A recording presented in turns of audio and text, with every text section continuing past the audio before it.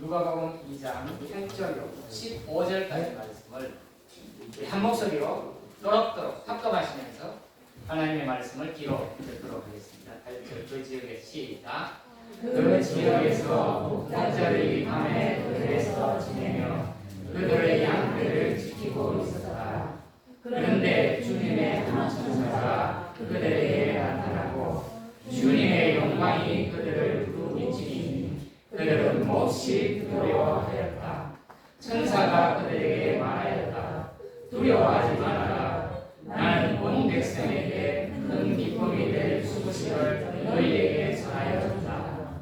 오늘 다윗의 동네에서 너희에게 구주가 나셨으니 그는 곧 그리스도 주님이시다. 너희는 한 갓난 아기가 포대기에 쌓여 구유에 미어 있는 것을 볼 텐데 이것이 너희에게 주는 표징이다. 갑자기 그 천사와 더불어 많은 하늘 군대가 나타나서 하나님을 찬양하여 말하였다. 더없이 높은 곳에서는 하나님께 영광이요 땅에서는 주님께서 좋아하시는 사람들에게 평화로다. 천사들이 목자들에게 떠나 하늘로 올라간 뒤에 목자들이 서로 말하였다. 베들레헴으로 가서 주님께서 우리에게 알려주신 바 일어난 그 일을 봅시다. 아멘. 예수님께서 탄생하셨습니다. 하나님이 사람이 되셔서 이 땅에 몰래 오셨습니다. 그런데 아기 예수에게 제일 먼저 달려가서 경배한 이는 베들레헴 목자들이었습니다. 정확하게 얘기해서는 베핫게렘이라는 예루살렘과 베들레헴 중간에 그 위치에 있는 사람들이 예수님께 와서 예수님이 탄생하심을 제일 먼저 들었습니다. 왜 하필이면 목자들에게 이 큰 기쁜 소식이 제일 먼저 전해졌을까요? 이 부분은 설교도 많이 듣고 여러분들도 여러 부분을 통해서 얼마나 많은 세월 동안 설교를 들었겠습니까? 그 목자들 밤에 들에 그랬습니다. 밤은 어떻습니까? 쉬어야 되는데 밤에 쉬지 못합니다. 밤에 쉬다가는 양을 먹고 싶어하는 일이나 곰이나 사자가 와서 채가니까 지켜야 돼요. 그 목자들에게 왜 하필이면 그렇게 많은 예루살렘의 제사장들과 대제사장과 서기관과 왕들과 고관 대작들이 많음에도 불구하고 왜 하필이면 목자들이겠습니까? 2주간 묵상했습니다. 자료를 많이 찾아봤어요. 자료가 참 많이 있더라고요. 그런데 여기 있는 이 목자들은 사실은 성경 여러 곳에 기록이 되어 있었음을 2주 동안 공부하면서 제가 보았습니다. 성경에 예레미야 35장에 이 부분에 대해서 너무 자세히 기록되어 있고요. 그 다음에 느헤미야에도 이 말씀이 기록이 되어 있었습니다. 오늘 아이들이 와 있기 때문에 아이들이 알아들어야 되기 때문에 성경 말씀에 이 부분 찾는 부분 좀 생략하고 이 아까 말씀드린 예루살렘과 뭐 사이에? 베들레헴 사이에 한 마을이 있었어요. 베들레헴은 뭔 뜻이라는 말씀드렸죠? 베이트, 집. 레헴, 떡이래. 떡집이. 그 떡집 사이에 무슨 집이 있었냐면 포도집이 있어요. 포도 짓는 집. 그러니까 베이트 포도라는 이런 히브리어를 써서 그런데 이 거리가 지금 거기에 교회가 하나 써 있습니다. 제가 성지순례 가서 봤는데 교회가 하나 써 있어요.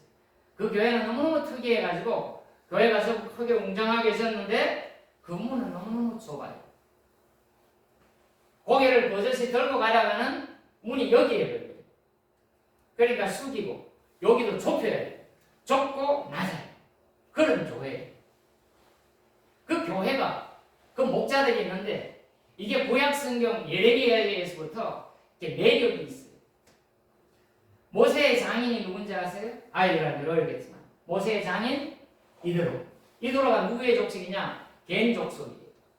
미디안이라는 미디안 광야. 미디안 광야에서 모세가 나왔는데 겐 족속이에요. 미디안 광야. 그런데 이 겐 족속들이 쭉 오면서 예레미야 35장에 가면 누가 나왔냐면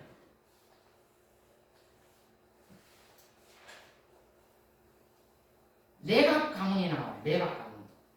레갑 가문이 나오는데 이 레갑 가문이 북이스라엘이 우상숭배를 할 때 가장 우상숭배가 극에 달할 때 누구였습니까? 아합과 이세벨이잖아요. 그 나라를 개혁하는데 이 레갑의 조상들이 함께 개혁을 해서 이세벨과 아합을 무너뜨리고 개혁을 했는데 이 사람들이 다시 우상숭배를 하니까 이 레갑의 가문들은 그 우상숭배로 말미암아 하나님이 무슨 일을 벌입니까? 아시아를 시켜가지고 들어와가지고 온 북이스라엘을 초토화시켜버립니다. 그리고 다 뭐로 잡아가요? 다 잡아갑니다. 다 잡아가는데 성경에 보니까 예레미야 35장에 천한 사람들만 빼놓고 가요. 조금 생겼다가 하고 조금만 학식 있으면 다 잡아가요. 그런데 이 천한 사람이 목동 일을 하는 이 사람들만 놔두고 그냥 해요. 그런데 북이스라엘이 망하고 나서 또 어디가 망합니까? 남쪽 유다도 또 망합니다. 왜 망합니까? 하나님의 말씀을 계속해서 안 지켜요. 선지자들이 와서 계속 얘기하고 목사님들이 와서 계속 얘기하는데도 결코 말을 듣지 않아요. 말은 잘하는데 눈으로 볼 수 있는 행동을 안 해요. 그러니까 남유다도 멸망시킵니다. 어디에서? 바벨론에서 멸망을 시킵니다. 그때 이 사람이 난통을 피해서 베들레헴, 예루살렘 근처로 가서 정착한 그것이 오늘 제가 얘기한 포도원의 집 거기입니다. 그 전에 이스라엘이 멸망할 때 예레미야 35장을 여러분이 가서 잘 보시면 그 조상이 앞으로 너희들은 거기가 어떤 곳이냐면 포도원의 집이니까 특산물이 뭐가 나오겠습니까? 베들레헴은 떡집이에요. 떡 만드는 데잖아요. 거기에 포도원의 집은 포도 농사를 지어가지고 생업을 유지하는 사람들인데 그 조상이 명령하기를 뭐라 그러냐? 너희는 앞으로 포도 농사 짓지 말고 농사 짓지 말고 목축만 하라. 포도주를 먹지 말아라. 집을 짓지 말고 장막에서만 살아. 그 전통이 그 목자들의 전통이었어요. 그런데 그 일을 잘 지켰을까요? 안 지켰을까요? 잘 지켰다는 것을 예레미야 35장에 가면 나와 있어요. 그래서 그것을 하나님이 예레미야를 시켜가지고 레갑의 후예들을 데려다가 성전에 제사장들도 있고 문지기는 성전에 이 수발 드는 사람들이 다 볼 수 있는 한 방에 모아놓고 포도주를 맛있게 잘 차려가지고 이것을 마시라고 권해봐라. 그랬더니 진짜 먹나 안 먹나를 보는 거예요. 그랬는데 제사장들과 이 사람들이 다 몰래 보고 있는데 이 레갑 자손들은 우리는 포도주를 먹지 않습니다. 우리 조상으로부터 내려온 내력이 우리는 포도주도 먹지 말고 농사도 짓지 말고 집도 짓지 말고 장막에 살면서 목축을 하고 살아라고 하나님이 우리 조상이 말씀하셨습니다. 그래서 우리는 그 일을 지킵니다. 그러면서 예레미야가 소리를 지릅니다. 저 이방인 레갑 족속, 미디안 족속, 그죠? 겐 족속. 거기 모세가 찾아갔던 이도로가 있던 거기는 이방이에요. 그 사람들이 따라 들어와서 하나님의 신앙을 지키고 심지어는 무너진 성전을 재건할 때에 거기에도 합류해서 함께 성전까지 재건하는 사람들도 레갑 족속이라고 예레미야 35장에 잘 기록이 되어 있습니다. 왜 하나님이 그렇게 많은 사람들을 두고 하필이면 그 목자들에게 하나님이 나타나셨을까? 그것은 성경의 증언입니다. 이스라엘 백성들은 그렇게 좋은 조건에서 하나님의 말씀을 말은 잘하지만 행하지 않았어요. 눈으로 볼 수가 없었지만 저들은 조상들이 내려온 예수님이 오시는 그 시간까지 무려 7, 800년 동안 그 내력을 잘 지킨 그들에게 예수님의 첫 탄생 소식이 그들에게 정해진 것입니다.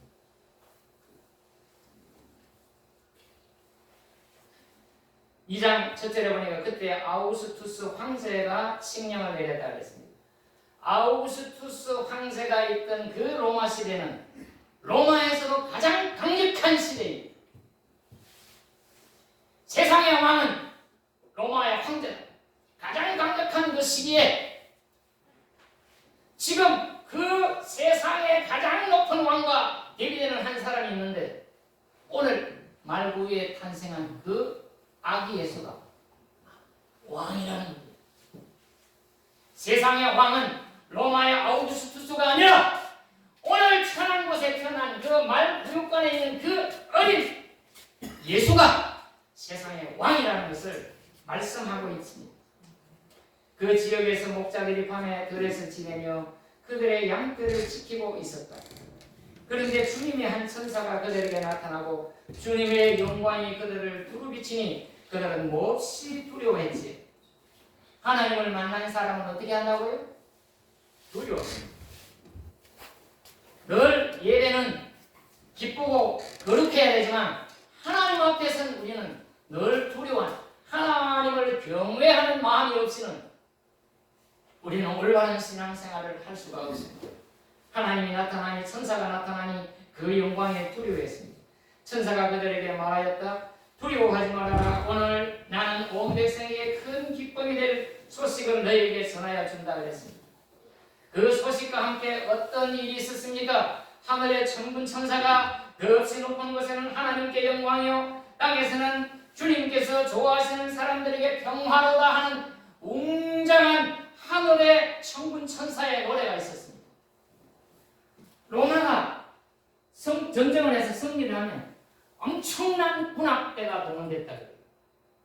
그 엄청난 군악대에 압도돼서 그들의 승리와 그들의 위엄을 보여주는 겁니다. 오늘 누가는 그것과 비교하여 세상을 통치하는 듯한 저 로마의 황제와 저들의 승리가 아니라 오늘 베들레헴에 태어난 아기 예수 천군 천사가 노래하는 그가 진정한 승리자고 그 말이 오로지 영광이다 라는 것을 지금 누가복음을 통해서 우리에게 보여주고 계시는 것입니다. 그래서 이 목자들은 급히 달려갔어요. 양을 치던 목자들이 밤에 아기 예수께 경배하기 위해서 달려갔는데 아니 그렇게도 많은 집중에 그때는 호적하기 위해서 너무나도 많은 사람들이 일산이내를 왔는데 어떻게 아기 예수가 태어난 것을 찾을 수가 있겠었겠냐 이렇게 반문을 하더라고요. 그랬더니 어떤 사람은 그러더라고요. 젊은 마리아가 만삭이 돼서 배는 부르지 굳이 여자는 호적하러 올 필요도 없는데 남자 하나하고 찾아왔는데 글쎄 방이 없어가지고 저기 어디 집에 어디 들어가서 문간방 어디 가축이 있는데 거기서 애들 낳았대 세상에 이런 얘기를 들어가지고 갔다는 거예요. 그럴 수도 있지만 오늘 구약 성경부터 예언하고 있는 이 말씀들이 오늘 정해졌다면 그들의 심중 속에 실수 없이 신 하나님이 그들을 예수께로 인도하지 않았겠습니까? 그래서 그들이 뭐라고 합니까? 목자들이 와서 고백을 하는 부분이 있습니다. 그리고 그들은 급히 달려가서 마리아와 요셉과 구유에 누워있는 아기를 찾아냈다. 그들은 이것을 보고 나서 이 아기에 관하여 자기들이 들은 말을 사람들에게 알려주었다. 이것을 들은 사람들은 모두 목자들이 그들에게 전해준 말을 이상히 여겼다. 19절 우리 다 같이 한번 볼까요? 19절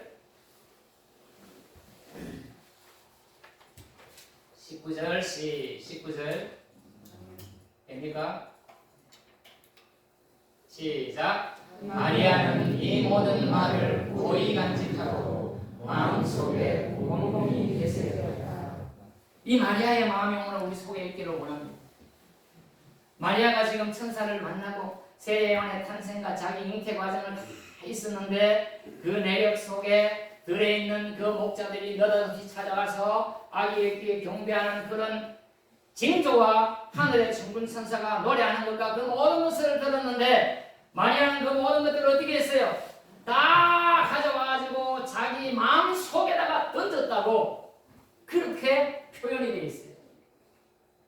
오늘 하나님의 말씀이 우리 속에 들릴 때에 그 모든 말씀을 우리 속에 어떻게 해서 다 가지고 와서 우리 마음 속에 던져서 마리아처럼 고이 간직함으로 말미암아 메시아를 탄생시키는 위대한 역사에 마리아가 사용됐던 것처럼 오늘 작실교회는 한 분 한 분이 거기에 사용되기를 주의 이름으로 축원합니다. 아멘. 하나님의 말씀이 여러분 귀에 들립니까? 그러면 마리아처럼 고이 간직해서 그 말씀을 지키고 듣는 일이 되기를 주의 이름으로 축원합니다. 아멘. 오늘 이 기쁨의 성탄의 소식을 전하는 것이 전도요 복음 전파입니다. 2025년의 작실교회는 그 일에 역점을 두기로 마음을 먹었습니다. 목사로 비롯하여 모든 사람들은 목사의 직책은 전도를 하기 위함이요 장로의 직책도 전도를 하기 위함이지 여든도회나 남전도회나 모든 직책들은 원활하게 효과적으로 전도하기 위한 명칭이지 그 이상도 그 이하도 아닌 것입니다. 예수 잘 믿는 작실교인이라고 주일날마다 얘기한다면 전도를 해야 하는 것입니다. 전도가 그냥 됩니까? 손해봐야 됩니다. 전도가 그냥 됩니까? 나를 괴롭히는 사람들에게도 고개를 숙이지 않으면 전도할 수가 없습니다. 어쩌면 우리는 한쪽 뺨을 때리면 거기에 분개하고 대하는 것이 아니라 이쪽은 좀 살살 때려주세요. 이런 수긍이 없이 어떻게 전도가 가능하겠습니까? 오늘 하나님의 말씀이 우리 속에 들어왔어. 예수님을 보았을 때 그의 거룩함을 얘기한 안나와 또 누가 있죠? 시몬. 그런 분들을 우리는 경건한 자, 거룩한 자라고 그래요. 오늘 작실교회 여러분 경건하기를 원하십니까? 거룩하기를 원하십니까? 경건한 자, 거룩한 자는 두 가지가 있습니다. 경건한 자, 거룩한 자는 마음을 정하는 겁니다. 그 다음에 두 번째는 정한 마음대로 매진을 하는 겁니다. 오늘 전도하기로 결정했다면 그것을 삶으로 보이고 행동으로 보이는 것이 거룩입니다. 하나님이 말씀하시는 거룩은 하나님의 말씀대로 내 마음을 정하고 정한 마음을 그대로 살아내는 것입니다. 때로는 쉽지 않습니다. 제가 택배를 하면서 전도해 보니까 눈물을 삼켜야 할 때가 한두 번이 아니에요. 미시알 고시알 요즘 전화가 계속 와요. 저님 택배하는 사람이 지금 택배를 안 갖다 주고 이렇게 애를 먹이는데 그 사람이 도대체 어떤 분이 이런 전화가 저한테 수도 없이 옵니다. 근데 이 사람은 어떤 사람이냐? 고압적인 캄브해. 택배 가져온 걸 여기 넣어라 저기 넣어라 문 열고 넣어라 비가 오니까 여기 갖다 놔라 밤 몇 시까지는 여기 밤 몇 시 이후에는 여기 놔라 이런 사람이 뻔하잖아요. 그러니까 이분이 여기 전화하고 저기 전화하고 해라 안 되니까 항복을 하고 목사님은 그래도 밤 늦게 갖다 주셨는데 이 사람은 택배를 안 가져와요. 제발 좀 그 사람한테 부탁을 해가지고 택배 좀 잘 갖다 놨게 해주세요. 이런 부탁을 저한테 하는 거예요. 삶을 살면서 극단적인 상황에 처해 있는 사람들이 너무 많이 있는데 제가 거듭거듭 말씀드리지만 최악의 상황에 최악을 선택하는 어리석은 사람들이 되지 않기를 제발 주의 이름으로 축원합니다. 아멘. 인생 가운데 아무리 최악의 상황이라도 최선을 선택할 수 있는 여러분은 하나님의 말씀을 듣는 사람입니다. 예수님 오른편 강도와 왼편의 강도 최악의 경우에 한 사람은 최악을 선택했어요. 예수님께 삿대질하고 욕했어요. 네가 메시아면 내려와봐. 나도 살고 너도 좀 살아. 이 가짜야 이렇게 하지 않았겠습니까? 그런데 한 강도는 야 이 사람아 우리는 우리에 대한 죄를 당연히 받지만 예수님께 무슨 허물이 있냐? 그렇게 하면 못 써. 그러면서 주님께 향해 주님 오늘 낙원에 갔으면 나를 좀 기억해달라. 하나님의 말씀뿐만 아니라 우리의 삶 속에 최악의 경우에도 최선을 선택하는 예수 그리스도의 사람들이 되기를 주의 이름으로 축원합니다. 우리는 거기에 대한 충분한 이유와 충분한 해석과 충분한 본을 예수님이 보여주셨고 성경이 보여주시는 것이 그 부분입니다. 교회가 잘 돼서 목사가 잘 먹고 잘 사는 것이 전도고 구원이 아니라 수없이 죽어가는 사람들. 우리는 지금 10시간 예배를 드리고 있지만 오늘도 지옥을 살아가는 사람들이 너무너무 많은 거예요.